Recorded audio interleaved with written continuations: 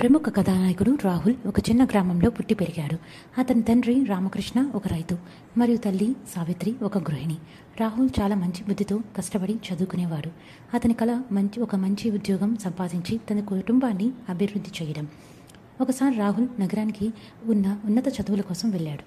అక్కడ అతను ప్రియా అనే అమ్మాయిని కలిశాడు. ప్రియా చాలా తెలివైంది, అందమైంది మరియు మంచి పని చేసుకుంటూ ఉంటుంది.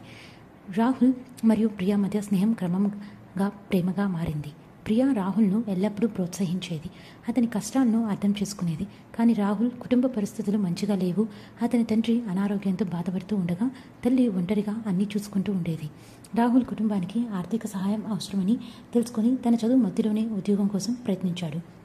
ప్రియా రాహుల్కు ఇలా చెప్పింది, నువ్వు చదువును మధ్యలో ఆపకుండా నీ లక్ష్యాన్ని సాధించాలి. మన ప్రేమ నిజమైనదైతే అది మనకు బలం అవుతుంది. ప్రియా మాటలు రాహుల్కు స్ఫూర్తినిచ్చాయి. రాహుల్ కష్టపడి చదివి ఉన్నతమైన మార్గంతో తన డిగ్రీ పూర్తి చేశాడు. అతను ఉద్యోగం పొందడంతో సఫలమయ్యాడు. అతను సంపాదించిన ప్రతి రూపాయిని తన కుటుంబానికి పంపుతూ వారి పరిస్థితిని మెరుగుపరచడం సహాయం చేశాడు. ప్రియ కూడా తన చదువును పూర్తి చేసి ఒక సాఫ్ట్వేర్ ఇంజనీర్గా ఉద్యోగం పొందింది.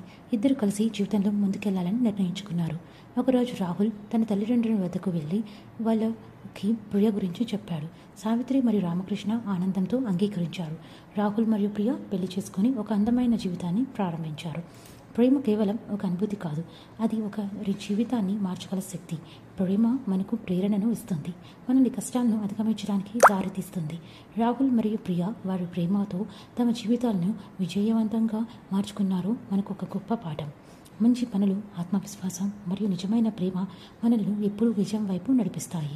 Thank you all for watching the smile squad channel. Bye bye.